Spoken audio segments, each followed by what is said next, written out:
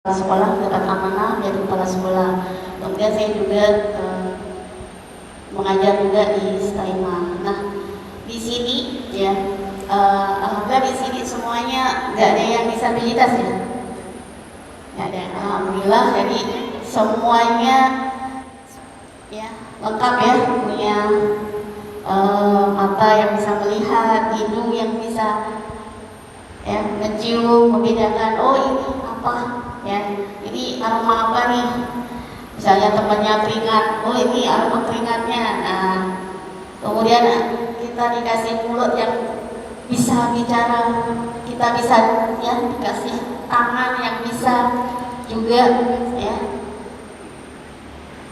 bisa untuk masak, yang cewek-cewek kan bisa buat kue. Kalau yang laki bisa untuk, ada yang suka nyanggul nggak? Nggak ada ya, nulis ya. Nah, alhamdulillah, berarti ini nikmat yang sangat-sangat luar biasa yang patut kita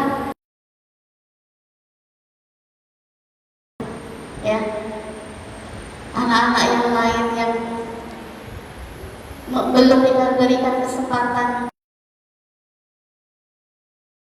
nah semuanya ya. Jadi bersyukur ya. Mungkin dalam surah Al-Baqarah ya, ayat 7, Bismillahirrahmanirrahim. Wa idza ya adzana rabbukum la syakartum azidannakum wa in ya wa la in kafartum inna adzabi lasyadid. Jadi begitu. Jadi seandainya tuh ada yang ya mungkin diberi kebutuhan khusus ya, anak-anak yang tidak bisa melihat, tapi mereka bisa main catur, bisa lomba tingkat nasional ya, mudah-mudahan inilah. Kemudian ada yang nggak bisa berjalan tapi pandai desain grafis sampai lomba. Kemudian ada yang ya nggak bisa mengenal tapi pandai pria kayu, membatik. Nah, saya mau coba tanya nih, di sini ada yang pandai membatik atau desain grafis seperti itu? Ada? Angkat tangan kalau ada. Yang bisa. Ada? Angkat tangan. Nah, jadi ya, mereka yang punya kekurangannya bisa. Jadi apalagi kita ya, kalian generasi muda ya, seharusnya lebih bisa, karena bisa kita berpikir secara normal, kita bisa membuat desain ya, yang nantinya itu apa? Pastinya akan kalian tidak akan pasif, kalian akan bisa bermanfaat juga untuk orang lain. Nah ini, kalau belum bisa, yuk mulai besok aku mau belajar Bu. Nah seperti itu. Tema hari ini adalah pemuda yang berdaya, bertakwa dan berdampak positif. Nah, bagaimana menjadi pemuda yang berdaya? Pastinya di Kabupaten Sintang banyak sekali ya, potensi-potensi yang perlu dikembangkan. Ya, kalian bisa menjadi pemuda yang berdaya, jangan pasif ya. Kalian harus bisa membuka kesempatan, jangan menunggu kesempatan. Ada yang sudah punya usaha mungkin? Apa usahanya? Ada? Angkat tangan, usaha apa? Angkat tangan yang ada usahanya. Mungkin dari abang-abangnya? Abang-abangnya ada. Ada yang punya usaha? Belum ya? Yuk, ya mulai besok berpikir ya, usaha apa nih? Kasih hadiah. Ya nanti kasih hadiah gitu ya. Jadi kita lebih baik ya membuat peluang usaha. Kita lebih baik ya, sekarang kita belajar ya dengan giat seperti itu, sehingga kita nanti bisa berdaya. Jangan hanya nonton drakor saja. Ada yang suka nonton drakor? Angkat suka nonton Drajin saja. Ada mungkin cewek-cewek nih kayaknya. Oh itu apa? Drajin. Masya Allah. Ya. Suka nonton Drajin. Yang cewek-cewek ada nggak yang suka nonton Drajin? Nah, kok nggak ada? Wah, alhamdulillah kalau nggak ada. Itu ada satu tadi. Ya, yang suka. Bukan, ya, tidak ada larangan nonton, tetapi ambil yang positif. Kan ada CEO menyamar, loh, ya, siapa tahu nanti benar-benar dari CEO kalian buka yang kafe tapi yang Islami misalnya. Kalian ini yang suka nonton Drajin tapi jadi siapa namanya? Agus Abidin. Oh Hafiz. Akbar artinya ya.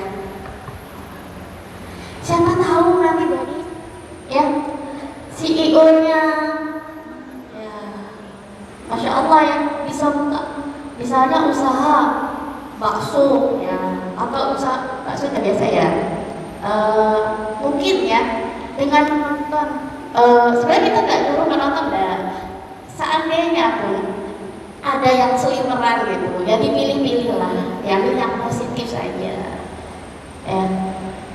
Kemudian belajarilah, kan banyak nih di YouTube ya belajar usaha apa seperti itu. Jadi kita jangan hanya terdiam ya, terdiam gitu kan. Di rumah saja misalnya yang cewek-cewek nih biasanya, nah di kamar, ada yang suka di kamar nggak? Nah itu, jadi jangan hanya berdiam diri, tetapi ayo ikut majelis, ayo belajar. Nah, keanehannya nanti, ayo belajar desain, ayo belajar buat robot. Nah, siapa tahu ada punya usaha online dan kemudian jadi CEO-nya, dan kemudian lagi, ayo kerja dengan aku loh, kerja dengan ini gajinya segini, seperti itu. Nah, jadi intinya berbuat, ya, berusaha seperti itu, ya. Ya ini bagaimana menjadi pemuda yang berdaya, ya seperti itu, dan nantinya ya bisa membuka peluang. Jadi jangan hanya berdiam diri, ayo ikut majelis ilmu seperti ini bagus sekali loh, ya. Kalian datang di sini sudah luar biasa, sudah menjadi pemuda-pemudi yang luar biasa. Karena apa? Pertama, melawan rasa malas pastinya. Kemudian melawan rasa dingin, kan bisa tadi. Yang lain mungkin masih belum datang ya. Ini udah datang luar biasa. Tepuk tangan dulu lah untuk ya yang hadir di sini, luar biasa. Melawan rasa malas. Nah, alhamdulillah di sini dan belajar bersama, insya Allah ini berkah. Kemudian jadi pemuda. Ya. Ini juga menjadi pemuda yang bertakwa. Ya, bagaimana menjalankan perintah-perintah Allah dan menjauhi larangan-larangan. Saya yakin di sini bertakwa semua ya. Nah, tidak ada yang melawan orang tua kan? Ada. Jadi jangan ketika biasanya di rumah nadanya lebih tinggi daripada nada orang tua. Orang tua ngomong sekali, ada nggak ya gitu? Orang tua ngomong sekali, kalian ngomong banyak kali. Ada enggak? Alhamdulillah kalau enggak ada, ya kalau udah dihindari ya seperti itu. Jangan melawan orang tua. Jadi kita harus sopan. Kemudian jangan meninggalkan sholat 5 waktu. Ya, saya yakin yang di sini, insya Allah ya sholatnya semuanya ya. Nah, sesibuk apapun kita jangan meninggalkan sholat. Kemudian ya kita berbuat baik pada orang lain, berbuat baik, kemudian berkata-kata yang jujur seperti itu ya. Kemudian yang terakhir bagaimana menjadi nantinya ya kalian nanti ke depan juga bisa menjadi pemimpin ya, pemimpin seperti itu, karena otomatis yang sekarang yang menjadi pemimpin ini pasti kan lama-lama jadi roda itu kan berputar ya, jadi sepuh, jadi tua. Nah kalian inilah sebagai apa, generasi penerusnya, seperti itu. Untuk Kabupaten Sintang sendiri, nah sekarang ya kita tahu kisah ya Usman bin Zaid itu siapa, pahlawan ya yang memimpin ribuan pasukan pemuda ya, umurnya baru 17-18 tahun. Ya, Rasul menjadikan pemimpin pasukan yang luar biasa. Nah, di sini menjadi contoh teladan bagi kita semua yang di sini bahwa kalian juga bisa menjadi pemimpin. Yang di sini ada remaja masjid. Nah, ayo sama-sama ya ikut aktif seperti itu. Jangan di kamar saja ya, cewek-cewek ya. Kalau cowok-cowok jarang sih di kamar. Si nongkrong dengan temannya, ya. Tapi yang baik-baik saja seperti itu. Nah, belajar bersama dengan temannya seperti itu. Ya, jadi belajar berorganisasi, kemudian ya mengikuti kegiatan-kegiatan yang positif keagamaan seperti ini luar biasa. Kemudian bisa juga ikut kegiatan-kegiatan yang positif lainnya. Kalian kan udah besar ya. Saya yakin sudah bisa memilah dan memilih, oh ini mana yang baik dan ini mana yang tidak baik. Nah, kemudian terakhir itu bagaimana kalian bisa menjadi ya, pemuda ya, yang berdampak positif kepada yang lainnya. Ya. Rasulullah bersabda bahwa sebaik-baik manusia adalah manusia yang bisa bermanfaat bagi orang lain. Ya, misalnya satu sekolah tadi di MAM, ada yang satu sekolah di SMA 3 ataupun di tempat kuliah ya tadi ya. Jadi di sini ya, ketika kita punya ilmu, saya bisa loh editing ini video yang bagus, atau saya bisa membuat aplikasi ini. Jangan pelit hanya untuk bermanfaat untuk diri sendiri, tetapi bagilah dengan yang lainnya. Mungkin suatu saat bisa membuat ini pelatihan di sini sama-sama. Yuk kita belajar wirausaha. Saya punya ilmu nih membuat robot. Ada yang bisa membuat robot? Ya. Kebetulan di bulan Desember kemarin saya ada belajar ya di Universitas Padjadjaran itu membuat bagaimana bisa menjalankan robot seperti itu. Nah, bagaimana robot-robot ini bisa dijalankan, kemudian bisa membantu manusia, ya, bisa membersihkan debu seperti itu. Nah, biasanya ini yang abang-abang ya laki-laki, biasanya yang suka jadi programmer ya. Nah, itu bisa dipelajari. Kalau memang sudah bisa, yuk berbagi dengan yang lain. Itu kalau memang susah ya. Mungkin ada yang lebih ringan lagi seperti itu. Nah, jadi sebagai manusia, sebagai pemudi, ya, dituntut memang kreativitas. Jangan pasrah dengan keadaan, ya. Saya yakin di sini tidak ada yang pasrah, pasti berusaha ya. Nah, berusaha, ya seperti itu.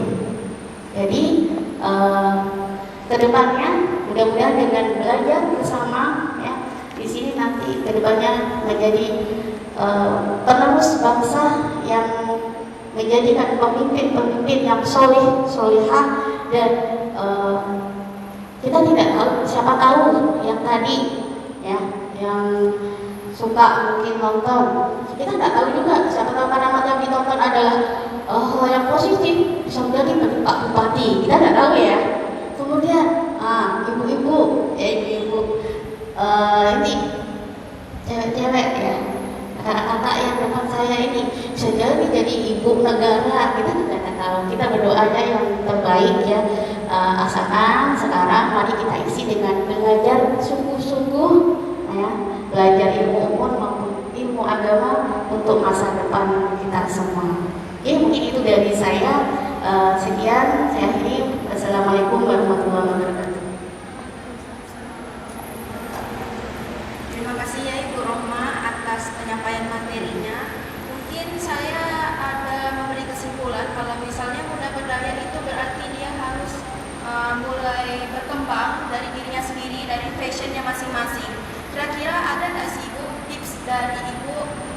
Kalau dari pribadi, dari saya sendiri itu, saya belum tahu fashion asli saya itu seperti apa sih. Ada nggak sih tips cara untuk memunculkan fashion itu sendiri? Nanti di sesi pertanyaan aja.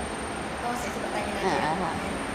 Biar Oke, selanjutnya kita lanjut ke materi 2, yaitu narasumber kita, yaitu Mbak Nisa. Waktu dan tempat kami persilakan.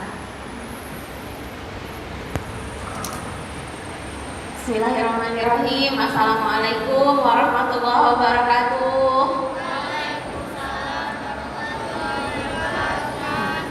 Ini enaknya manggilnya apa ya? Manggil adik-adik, cuman kita tuh seumuran gitu. Nah, biasa sih dipanggil ibu ya, karena di beberapa nih saya kenal ada murid-murid. Nah, ada Nadra, Miranda, tuh ada Rieza, adalah murid-murid di sini. Cuman kayaknya dipanggil kakak aja ya di sini ya. Sementara. Oke, jadi sewaktu diberikan tema kemarin, nah temanya adalah muda, berkarya, bertakwa dan berdampak positif. Ada satu kutipan gitu. Yang ini nih entah kenapa dari waktu pertama kali mendengar kutipan ini rasanya tuh sangat membekas. Nah, kutipan itu ada di buku ini. Sejak mendengar kutipan itu tuh selalu saya tulis di berbagai buku catatan-catatan kuliah. Nah, waktu itu zaman kuliah pertama kali membaca buku ini. Jadi zaman kuliah saya pakai binder. Di binder itu pasti ada tulisan dan pasti kutipan yang sama. Bunyinya begini. Sungguh berat jemariku sekedar untuk mengangkat pena. Padahal dulu biasa menancapkan tombak ke dada singa. Nah, saya mau minta satu aja yang bisa kira-kira menafsirkan apa sih maksud dari kutipan ini. Ada enggak? Kasih hadiah lah. Ayo, hadiahnya. Ayo teman-teman. Satu. Ada enggak? Kakak ulangi ya. Bunyinya gini. Sungguh berat jemariku sekedar untuk mengangkat pena. Padahal dulu terbiasa menghujamkan tombak ke dada singa. Ada enggak yang kira-kira menurut saya kutipan itu tuh gini loh kak, maksudnya ada nggak? Boleh.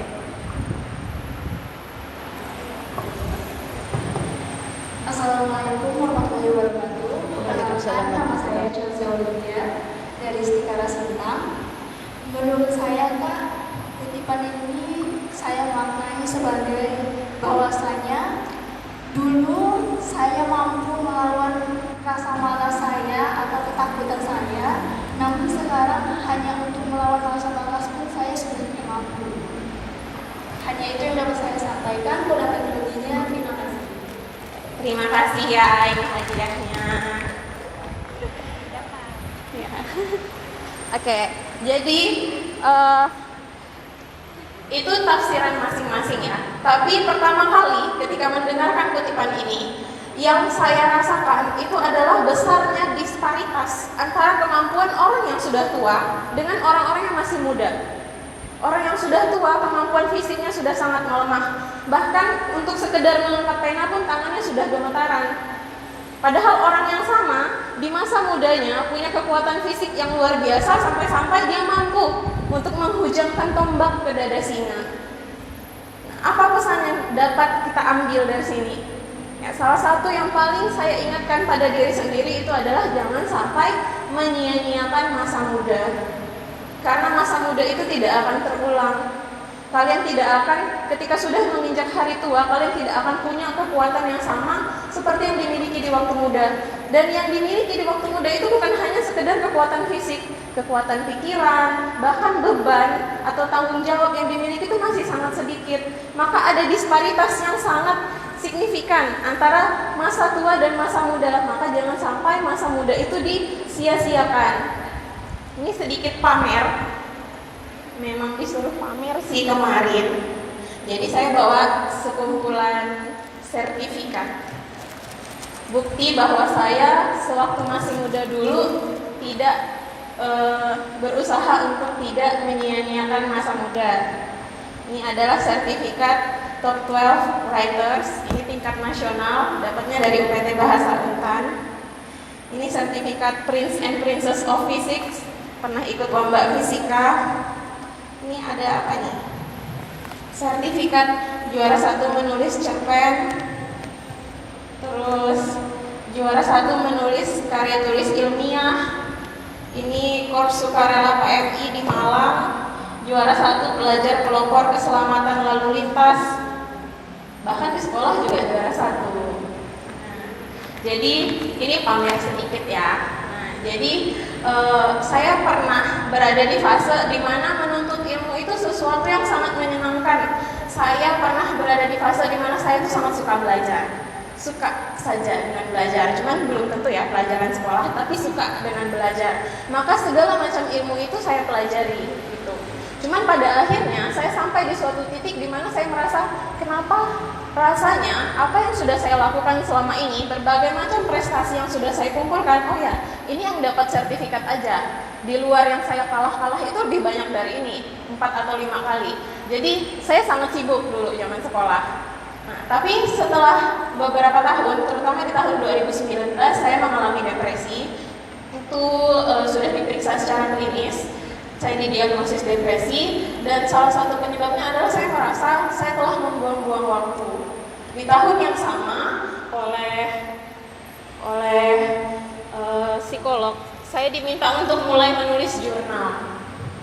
Ini adalah jurnal yang saya tulis di tahun 2019, jurnal pertama saya.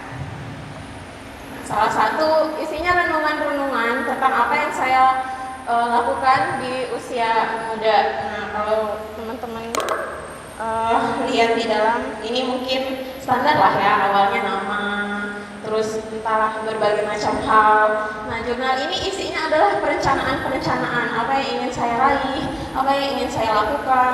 Lama-kelamaan dia berubah. Awalnya saya punya perencanaan 1 pekan. Ini 1 pekan, apa saja yang mau saya lakukan dalam 1 pekan. Kemudian dia berubah. Semakin ke belakang isinya lebih seperti catatan harian. Setiap hari saya punya 1-3 daily objectives namanya. Itu adalah hal-hal yang menurut saya apa yang akan membuat hari ini tuh terasa bermanfaat. Apa saja yang harus saya lakukan hari ini supaya saya menganggap hari ini hari yang bermanfaat.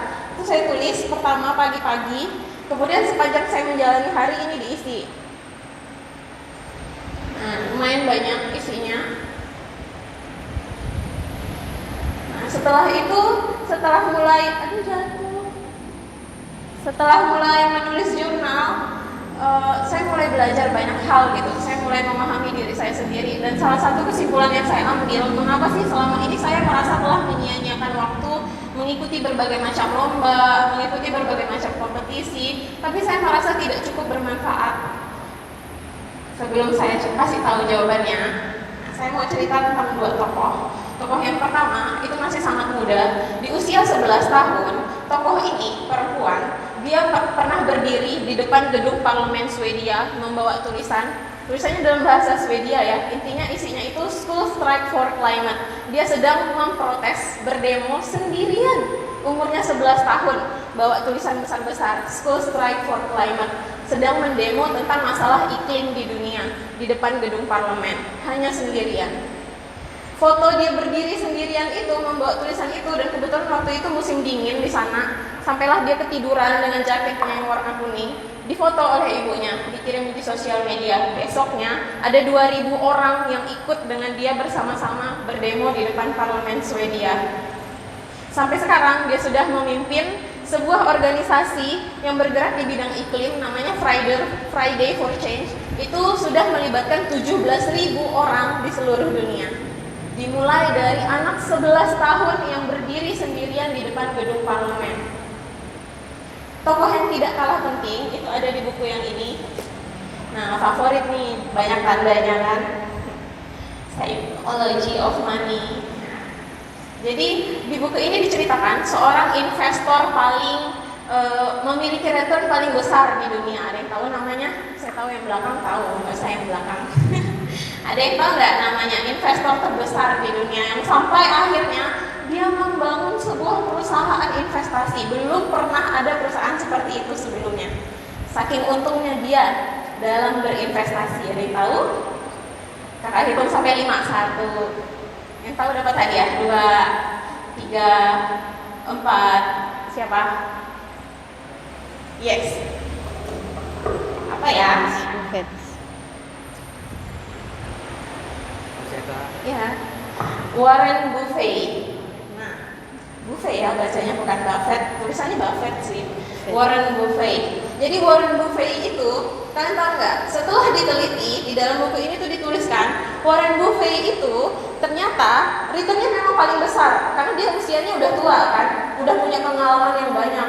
Tapi ternyata kalau kita lihat returnnya dalam setahun itu kalah sekitar pokoknya kalah 3 kalinya di bawah salah satu investor juga yang juga terkenal yang punya pendapatan atau return per tahun itu 3 kali lipat dari pendapatannya Warren Buffett. Tapi kalau dihitung sepanjang masa, Warren Buffett itu adalah yang paling meraih keuntungan terbesar sepanjang masa. Kenapa? Alasannya satu, karena Warren Buffett mulai berinvestasi waktu umurnya 10 tahun.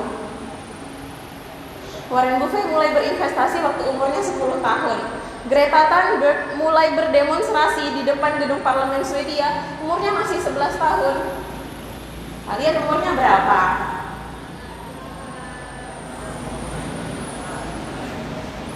Apakah sudah melakukan hal-hal besar nih seperti Warren Buffett, seperti Greta Thunberg, apa gitu? Kalau kita lihat lagi ulama-ulama terdahulu, tadi oleh Bu Rohman disampaikan ada Usamah bin Zaid. Usianya berapa ketika diangkat menjadi panglima perang? Berapa? 18 tahun menjadi panglima. Kalian tahu panglima perang? Panglima perang itu orang yang memimpin peperangan, yang membuat strategi berperang, dan dia memimpin kaum muslimin yang ribuan banyaknya. Dan di dalam sana kaum muslimin itu banyak yang lebih senior dari beliau. Ada yang tahu di usia berapa Muhammad Al-Fatih mengalahkan Konstantinopel? Berapa? 21. Ada yang tahu di usia berapa Ibnu Abbas waktu Rasulullah meninggal? Nah ini kalau tahu kasih hadiah. Apa? Siapa? Ibnu Abbas usianya berapa waktu Rasulullah meninggal? Ada yang tahu? Angkat tangan lah, jangan bisik-bisik.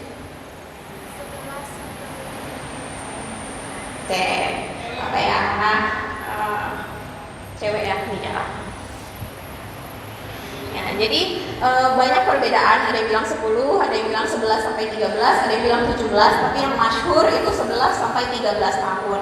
Tahu nggak, Ibnu Abbas sepeninggalnya Rasulullah itu menjadi ulama yang sangat besar, bahkan diberi julukan ulamanya para sahabat. Bayangkan, sahabat Rasulullah itu usianya sudah lumayan berumur ya ketika Rasulullah meninggal. Ibnu Abbas berarti hanya membersamai Rasulullah berapa tahun? Waktu Rasulullah meninggal saja umurnya baru 10 tahun.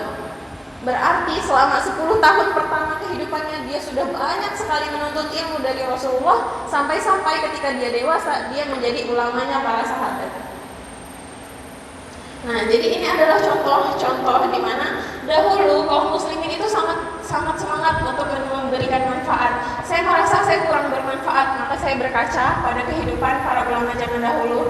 Kayak ada satu pertanyaan. Sampai saat ini masih ada satu orang sahabat Rasulullah yang namanya itu masih punya rekening aktif, dan rekening aktifnya itu setiap tahun masih menghasilkan miliaran rupiah. Ya.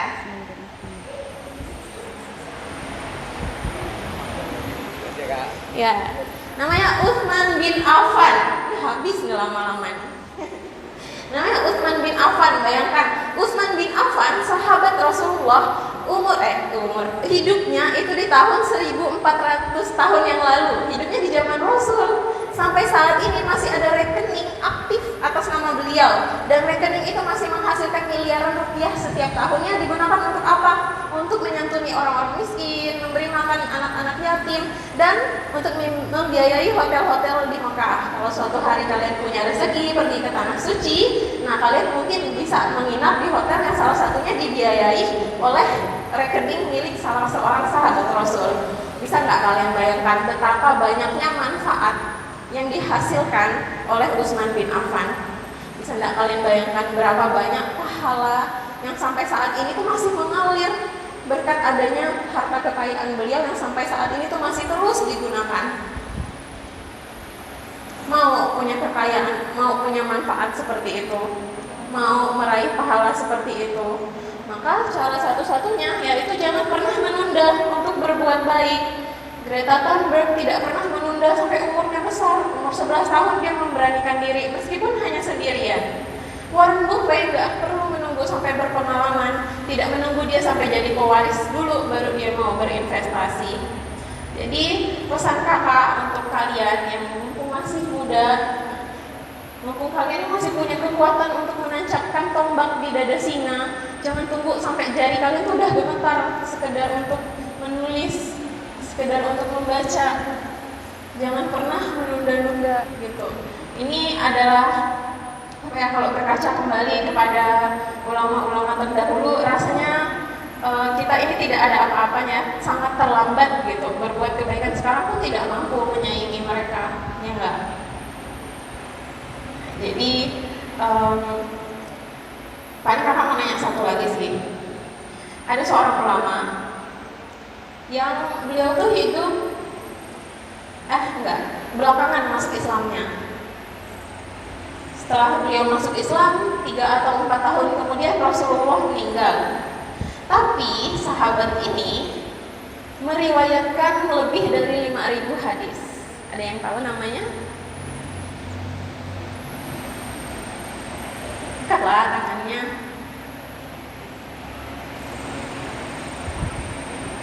Nggak ada.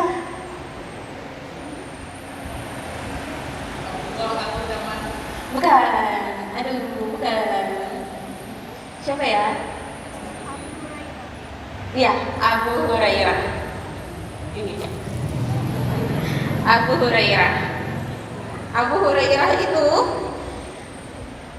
dahulu diceritakan para sahabat itu sudah memeluk Islam jauh lebih dulu dari Abu Hurairah. Ya, bayangkan betapa jauhnya. Abu Hurairah itu baru masuk Islam di tahun ke-7 Hijriah. Berarti cuma 3 atau 4 tahun saja bisa membersamai Rasulullah. Sebentar aja masa hidupnya beliau di zaman Rasulullah. Tapi di waktu yang sebentar itu beliau bisa meriwayatkan hadis paling banyak. Jadi di antara para sahabat yang paling banyak meriwayatkan hadis itu adalah Abu Hurairah. Kalian bayangkan sampai saat ini dari hadis-hadis yang diriwayatkan oleh Abu Hurairah itu kita belajar tentang bagaimana caranya wudhu, belajar tentang bagaimana caranya sholat, belajar berpuasa dan lain sebagainya. Itu juga bersumber dari hadis-hadis beliau. Setiap kali kita belajar menggunakan hadis yang diriwayatkan Abu Hurairah dapat pahala. Nah, yang perlu kalian ingat, Abu Hurairah itu ketika para sahabat dahulu tuh banyak yang kaya raya. Abu Bakar kaya raya, Utsman bin Affan sampai sekarang kan rekeningnya masih aktif. Abu Hurairah itu dulu adalah pemuda yang miskin. Maka ada salah satu ucapan Abu Hurairah dulu, para sahabat yang berasal dari kaum Ansor mereka disibukkan dengan perdagangan. Para sahabat dari kaum lain mereka disibukkan dengan pertanian. Sedangkan aku hanyalah seorang pemuda miskin, tidak ada apa-apa yang menyibukkanku. Jadi mindsetnya seorang pemuda itu harus sama dengan mindsetnya Abu Hurairah. Dia merasa dia miskin, tidak punya apa-apa untuk disedekahkan, tidak seperti Utsman bin Affan. Dan dia waktu untuk membersamai Rasulullah itu hanya sebentar, terlambat dia masuk Islam, tapi tidak insecure. Mentang-mentang saya belakangan terlambat masuk Islam, pastilah para sahabat yang udah duluan masuk Islam tuh lebih baik daripada saya. Enggak, beliau tidak insecure. Tahu, beliau sadar bahwa saya terlambat, maka saya harus berusaha untuk mengejar keterlambatan itu. Dengan cara apa? Dengan cara beliau memanfaatkan kemiskinannya. Kok bisa? Ketika para sahabat yang lain yang punya harta kekayaan sibuk berdagang, sibuk bertani, Abu Hurairah menyibukkan diri untuk menemani Rasul. Kemana Rasul pergi diikutin, dan setiap ucapan Rasul dicatat. Dari catatan itulah mengalir banyak pahala yang sampai hari ini nih, setiap kali hadis dari Abu Hurairah kita riwayatkan, kita pakai, dan setiap kali hadis-hadis itu menginspirasi kalian untuk beramal, maka Abu Hurairah mendapatkan pahala kebaikan dari situ. Jadi jangan tunggu jadi pewaris, jangan tunggu jadi orang berbakat. Punyalah mindset seperti mindsetnya Abu Hurairah. Terakhir yang mau saya sampaikan, berorganisasi itu salah satu hal yang penting. Mungkin kalau kalian lihat dari riwayat kehidupan kakak bukan termasuk orang yang senang berorganisasi di waktu seusia kalian. Keinginan berorganisasi itu baru muncul setelah kuliah. Nah, jadi masuklah di beberapa organisasi seperti Institut Ibu Profesional dan Great Alam Sintang. Cuman kakak merasa gitu bahwa kita itu ketika mau melakukan kebaikan itu sulit kalau sendirian. Makanya Greta Thunberg yang berdiri di depan gedung parlemen pada akhirnya membuat organisasi Friday for Change, Friday for Climate. Kenapa? Karena kalau sendirian dia akan terus-terusan tidak didengar gitu. Ketika dia mengumpulkan 17.000 massa, maka gerakannya itu akan lebih berdampak. Kenapa Warren Buffett, investor yang mendapatkan keuntungan sangat besar dari investasinya akhirnya membangun perusahaan? Karena dia sadar ketika beramai-ramai, ketika sesuatu itu dikerjakan bersama-sama, maka akan menghasilkan hasil yang jauh melampaui kemampuan dirinya sendiri. Gitu. Nah, jadi kalau misalkan nanti kalian punya waktu yang lebih luang, ya, manfaatkan untuk hal-hal yang bermanfaat. Jangan seperti kakak yang punya penyesalan.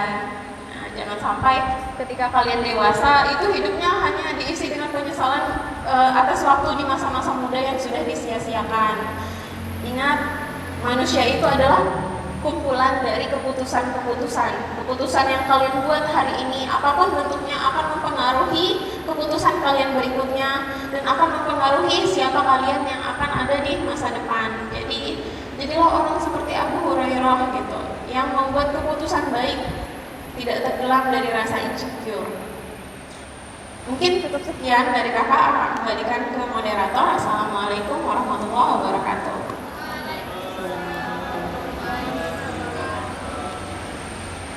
Sungguh cerita yang luar biasa ya teman-teman. Kira-kira teman-teman nih udah ada belum feel dapat dari materi kita hari ini? Dari saya sendiri sih udah menyimpulkan kalau kita itu jangan menunggu untuk menjadi seseorang, tapi mulailah dari hal yang kecil dari sekarang, mulai dari kecil untuk menanam di masa depan. Nah, lanjut nanti habis ini kita langsung dialog ya teman-teman. Dari teman-teman yang dari sebelah sini dulu, saya minta perwakilannya masing-masing nanti memberikan pertanyaan kalau bisa. Jadi pertanyaan banyak sertifikat. Bisa. Hah? Iya. Ada yang mau nanya kan? Nunggu siapa? Siapa yang mau bertanya? Entar lo ya. Karena tadi saya belum memberikan hadiah ya, mungkin saya ada pertanyaan lah ya. Sebelum mereka bertanya ya, boleh ya? Pertanyaan saya enggak susah-susah ya. Jadi kita kan mulai ya, ini kan generasi muda. Jadi kita nggak usah muluk-muluk ya, tetapi apa yang bisa kalian perbuat sekarang gitu kan? Mungkin di sini ada yang sudah berbuat namun itu kalian perbuatan kalian itu besar sekali dampaknya dan itu mengandung kebaikan yang sangat besar. Mungkin bisa angkat tangan yang sudah melakukan. Oke, silakan. Bisa ceritakan. Terserah kebaikan. Mungkin membuat apa, ngajarin temannya apa atau apa. Boleh? Tadi kan mau cerita ya? Tak apa-apa, cerita aja. Oke, baik. Nama saya Laura. Jadi di sini saya akan menceritakan Siapa? Namanya? Laura. Laura. Oke, dari mana? Dari mana sampai sini? Oh, mantap. Boleh tidak usaha, boleh pokoknya yang sudah bermanfaat untuk orang lain lah. Jadi pas SMP waktu itu saya pernah membuat mani-mani gelang itu. Jadi tuh saya tuh jualan pelan-pelan kalau udah sepi. Cuman saya tuh orangnya udah menyerah gitu ya gitu. Jadi saya mulai posting. Jadi tuh ada pelanggan di belakang. Jadi tuh ada teman kakak saya, Kak, ini gimana sih cara kerja gini. Oh ya udah, langsung saya besoknya saya tuh langsung bawa mari ke sekolah. Jadi di satu meja di kelas itu langsung berkumpul, langsung minta buat ajarin ini gimana sih cara buatnya, gini gitu. Jadi di situ tuh saya senang sekali bisa mengajari teman-teman saya untuk membuat hal-hal yang positif. Oke. Sampai sekarang masih? Untuk sekarang sih mungkin udah nanti Heeh. ada yang lain lagi. Oke, dah. Saja. Oke, Laura ya. Oke, tepuk tangan lah untuk Laura. Jadi Minta apa nih? Oh ya. Nah, nih. Oke, alhamdulillah. Nih ya. Jadi luar biasa ya. Kak Laura ini sudah waktu SMP sudah membuat usaha ya intinya, dan mani-mani tadi ya. Meskipun itu sederhana, tetapi manfaatnya sangat besar sekali. Jadi mulai berusaha sejak dini, gitu kan. Berusaha membuat usaha sejak dini, dan ini mudah-mudahan nanti ke depan bisa dikembangkan. Ya, tadi sudah diajarkan dengan teman-teman yang lain, dan yang lain juga sudah belajar ya. Kalau kita lihat itu sepele, mudah aja buatnya cuma gini-gini doang, tapi niat untuk ya ini perlu effort ya yang luar biasa seperti itu. Mungkin satu lagi ya dari abang-abang ya, ada yang mungkin sudah jadi CEO tapi ada yang sudah pernah. Nah, jadi ini inspirasi ya, nanti bisa dikembangkan lagi yang lebih rumit, jangan yang biasa seperti itu. Boleh ini dari sini mungkin sebelum buka misalnya yang sudah pernah dilakukan atau sekarang lagi dilakukan, yang punya sesuatu yang sangat bermanfaat untuk orang lain juga, dan ada, kalau memang ada nilai finansialnya boleh, tapi kalau tidak ada pun sesuatu yang sudah kalian lakukan, oke silakan. Jangan ketawa. Assalamualaikum warahmatullahi wabarakatuh. Waalaikumsalam. Perkenalkan, nama saya Ervin dari kampus Muhammad Istiqlal. Sewaktu SMA dulu saya selesai magang melakukan usaha. Waktu itu kan ditugaskan untuk membuat laporan magang. Jadi di situ saya membuat usaha membagikan laporan. Jadi di setiap doki itu saya meminta kelasnya saja.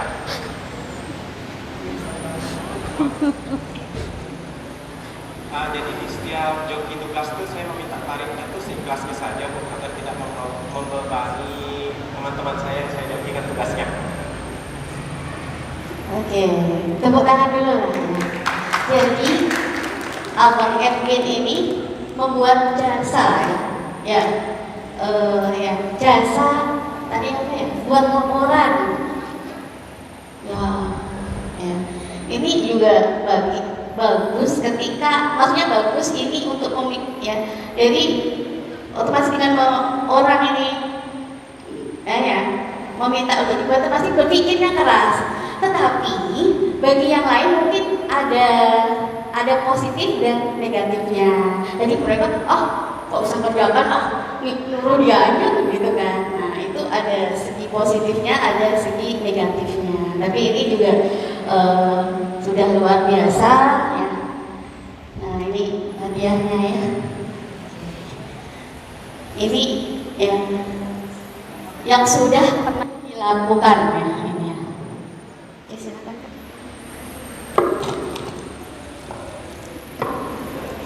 Teman-teman, tadi tuh ada beberapa teman-teman kita yang udah mulai langkah kecil untuk menyusun masa depannya lah ya. Nah selanjutnya kita buka sesi tanya jawab.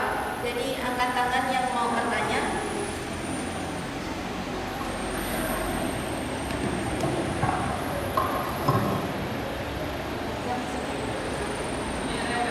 Ini yang depan.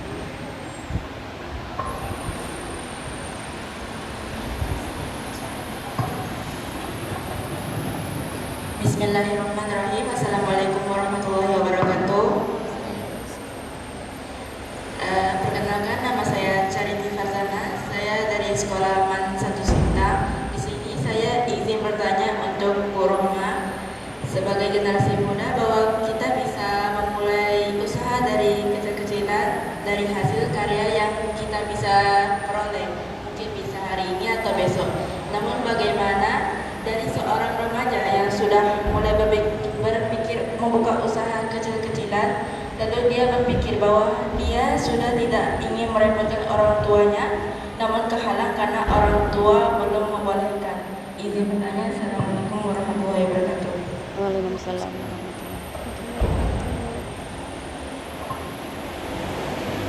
Ini saya jawab dulu Terima ya. kasih atas pertanyaannya. Jawab dulu ya, takut nanti kebanyakan lupa. Izin ya Bu ya. Oke, namanya siapa tadi? Carica, Sani. Carica. Carica. Carica. Rica. Jangan Rica ya. Ya. Ini pertanyaan yang bagus ya untuk kita ketahui. Jadi saya sendiri ini flashback ya, cerita gitu kan. Dulu waktu MTS, saya kan di MTS di Jawa, ya saya masih orang Jawa. Kemudian ya hijrah ya, intinya ikut suami ke Sintang ini tahun 2010 gitu. Jadi sudah ada 14-15 tahun lah di Sintang.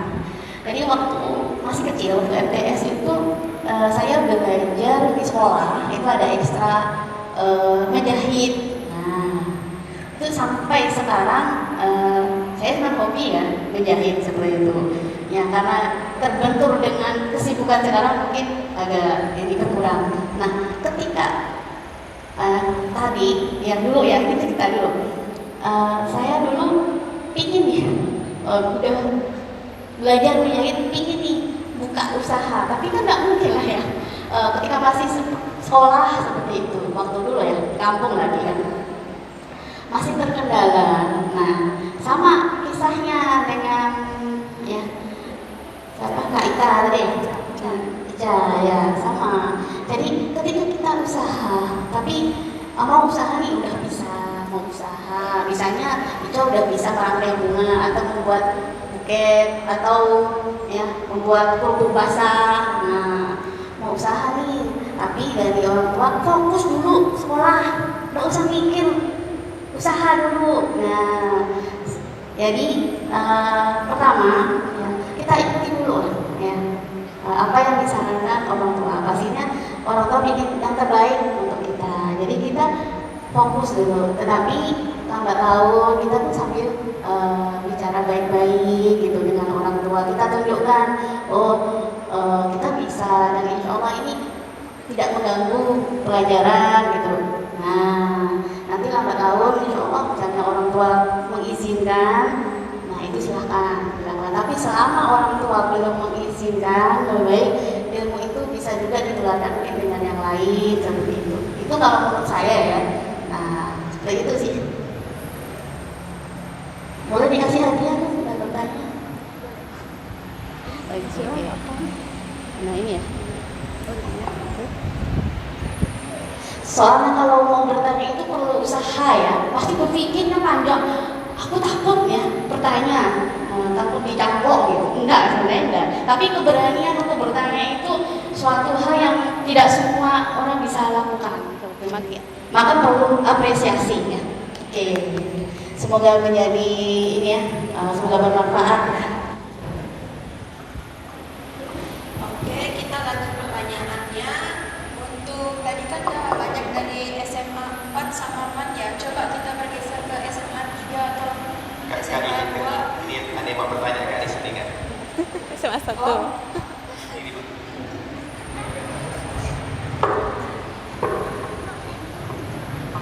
Assalamualaikum warahmatullahi wabarakatuh. Perkenalkan, nama saya Reza Putra Ramadan dari SMA 1 Sintang. Saya di sini ingin bertanya kepada Bu Anissa, bagaimana cara kita untuk melawan rasa takut kita dalam mencoba hal baru, dan apa yang harus kita lakukan jika tidak sesuai dengan ekspektasi kita. Sekian dari saya, terima kasih.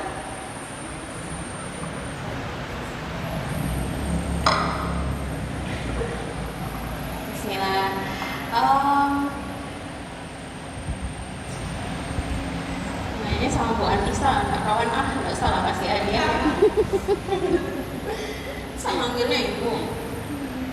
Kita kan seumuran Reza. Oke, jadi intinya insecure ya. Dan sebenarnya kalau kita renungkan kembali, perasaan insecure, perasaan bahwa diri kita itu tidak cukup hebat, tidak cukup baik, tidak cukup bermanfaat, tidak mampu begini, tidak sehebat dia, tidak secantik dia, tidak setampan dia, tidak sepintar dia, itu perasaan yang lumrah. Bahkan kalau kita tidak pernah sedikit pun merasa insecure, bisa jadi NPD, ya enggak?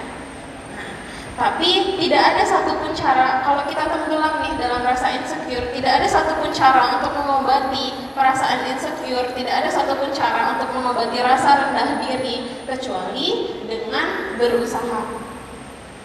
Kakak, waktu mau duduk di sini, tanya tuh sama panitia tuh yang belakang tuh, berapa kali udah ditolak? Insecure. Tapi akhirnya ingat bahwa perasaan insecure itu hanya bisa dibendung dengan cara memperbaiki diri. Perasaan bahwa diri kita penuh dengan kekurangan itu hanya bisa diobati dengan cara terus memperbaiki diri, menyempurnakan bagian-bagian yang belum sempurna, terus kita perbaiki, terus kita tambal kekurangan-kekurangan itu. Sampai kapanpun kita akan terus melihat kebaikan-kebaikan pada diri orang lain, kesempurnaan-kesempurnaan, kehebatan-kehebatan itu pada diri orang lain. Nah, sampai saat itu juga kita harus terus menambal kekurangan-kekurangan dari dalam diri kita. Tidak ada obat dari rasa insecure kecuali memperbaiki diri sendiri. Jadi, Reza, ya, kalau misalkan rasa insecure-nya, aku kalah pintar, berarti aku harus belajar. Sama kayak perasaan Abu Hurairah itu kalau kita renungkan, pasti beliau insecure. Sahabat sudah puluhan, belasan bahkan puluhan tahun gitu mendampingi Rasulullah. Beliau hanya punya kesempatan 3-4 tahun. Dapat apa? Tapi beliau rawat. Beliau tahu kalau saya terus-menerus insecure, saya tidak akan berubah, tidak akan menjadi lebih baik. Nah, dengan saya menjadi lebih baik, perasaan seperti itu tuh lama-kelamaan akan pudar dengan sendirinya. Jadi ya harus tambal, harus kita berusaha untuk lebih baik. Kayak misalnya kalian dengar nggak berita yang kemarin itu sempat heboh ya, ada anak yang memilih untuk mengakhiri hidupnya karena orang tuanya tidak mampu membelikan buku dan pensil. Sedih ya dengar bahwa di zaman sekarang hal seperti ini tuh masih ada. Tapi kalian tahu nggak, ada seorang ulama yang juga mengalami hal yang sama. Siapa? Ya, 1, 2, 3, 4, 5. Ada apa? Kasih clue lah. Ulamanya ini salah satu ulama imam mazhab yang mazhabnya sangat besar di Indonesia. 1, 2, ya, Imam Syafi'i. Tahu nggak, Imam Syafi'i itu pernah bercerita, dahulu ketika aku belajar Al-Quran, maka aku berpindah dari satu majelis ke majelis yang lain.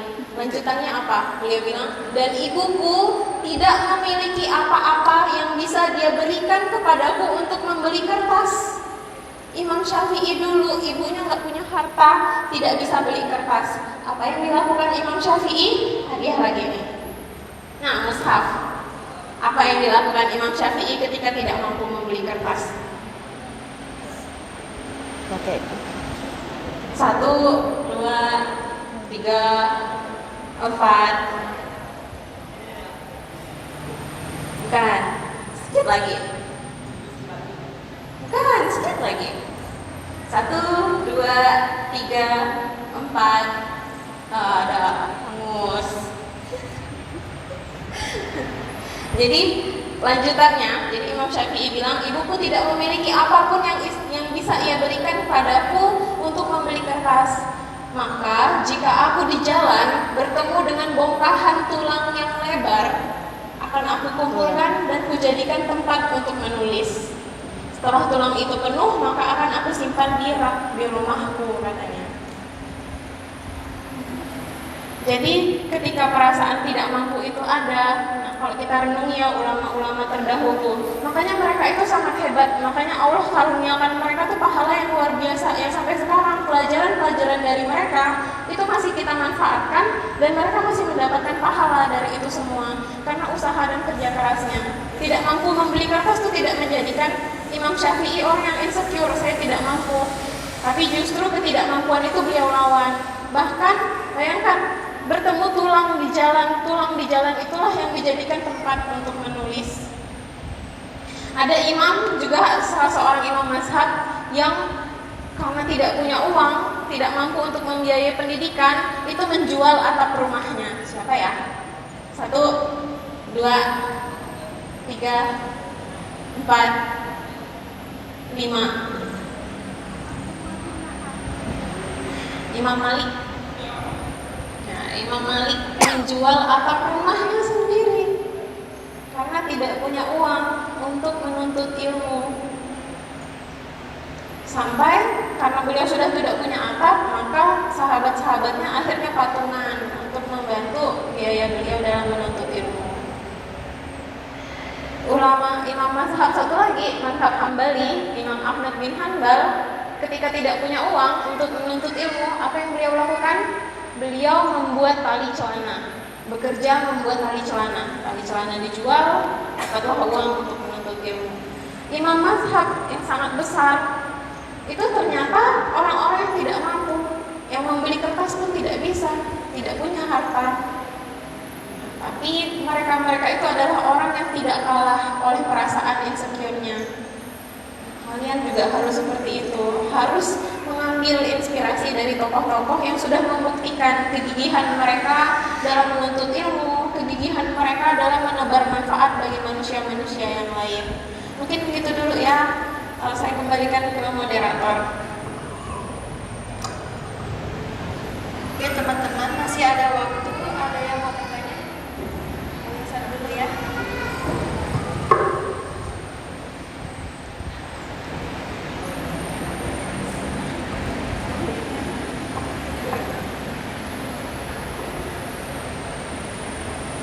Perkenalkan, nama saya Sarah Hendra Azhara dari SMAN Negeri 3 Sika.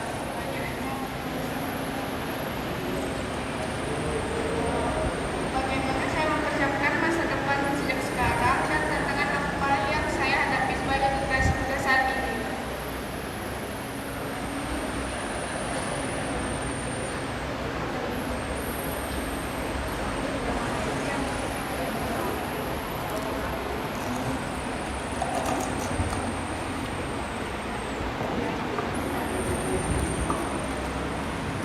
Pertanyaannya tertuju kepada Kak Nisa.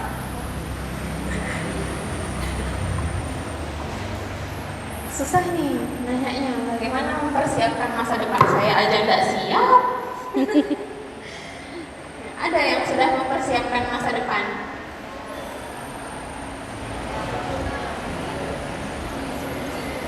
Saya juga belum siap. Gimana nih cara jawabnya ya? Oke.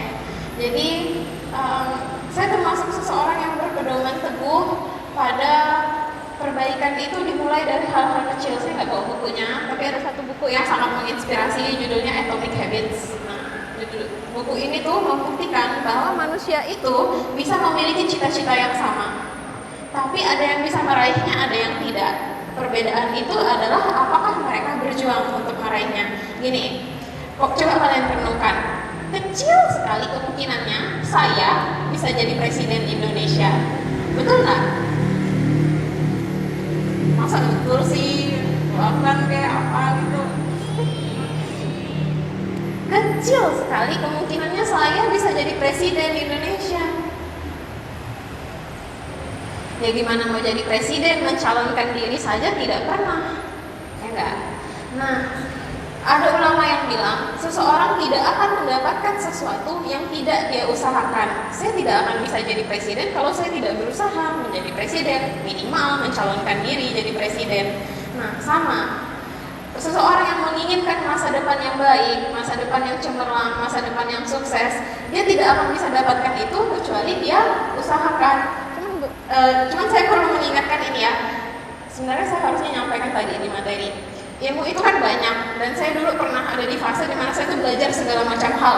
Ya, belajar seni kriya, merajut dan lain sebagainya itu juga saya kerjakan.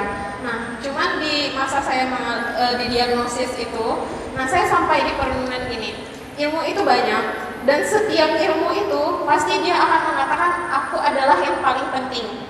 Makanya saya jadi guru matematika sekarang, karena saya itu tergoda bisikan-bisikan matematika adalah ilmu yang paling penting, pelayan dari semua ilmu pengetahuan. Ya, gitulah. Nah, akhirnya saya sampai di kesimpulan bahwa ilmu itu terbagi menjadi dua jenis. Yang pertama itu adalah ilmu yang sifatnya fondasi. Yang kedua adalah ilmu yang sifatnya penunjang.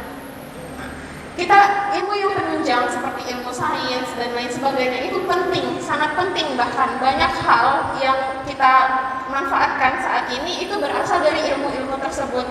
Tapi tanpa adanya fondasi, maka ilmu-ilmu penunjang ini cuma akan kehilangan arah. Nah, sama, ketika kalian menyiapkan masa depan, maka ingat, masa depan kita itu bukan hanya masa depan yang sampai kita di hari tua saja. Kita itu di dunia ini hanya sekedar singgah. Masa depan yang harus kita siapkan dari sekarang, yang kita harus mulai bekali dari sekarang itu adalah masa depan yang nanti kita akan hidup di dunia itu selama-lamanya. Hidup di dunia itu cuma sebentar ya, enggak, cuma ya paling banter 100 tahun lah manusia hidup.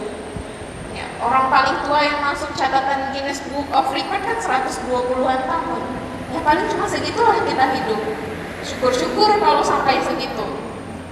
Nah, maka yang penting untuk kita persiapkan itu bukan masa depan yang di hari tua, meskipun itu tetap penting ya. Bagaimanapun kita ingin punya hari tua di mana kita tuh mampu punya waktu yang cukup untuk beribadah, ya kan, punya harta yang cukup untuk bersedekah. Tapi jangan lupa masa depan yang paling penting itu adalah masa setelah kita meninggalkan dunia. Dan kita tidak akan bisa mendapatkan surga kecuali kita mengusahakannya. Dan ada ulama yang bilang, jangan kalian kira jalan menuju surga itu mudah dan bertabur bunga-bunga.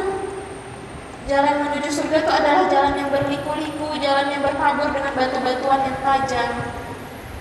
Jadi jalan menuju surga itu adalah jalan yang sulit, jalan yang untuk sampai ke sana kaki kalian itu harus berdarah-darah dulu. Nah, ini yang paling penting untuk disiapkan, gitu ya.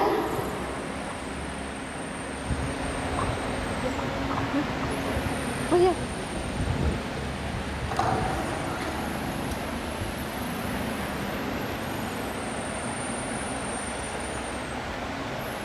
Kayaknya sebelah sana nih belum ada yang bertanya. Oh, udah ada ya.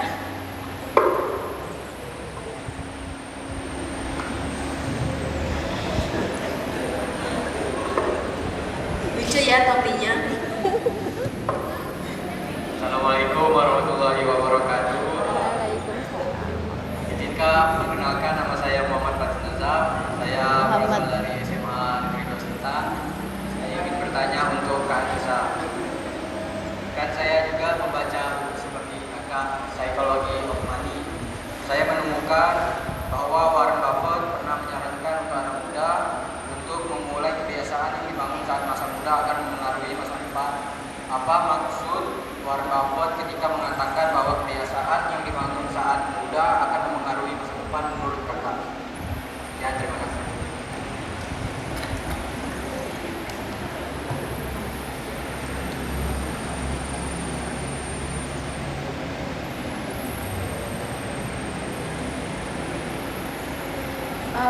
Ngomongin kebiasaan nih ya, saya tuh bisa panjang lebar gitu.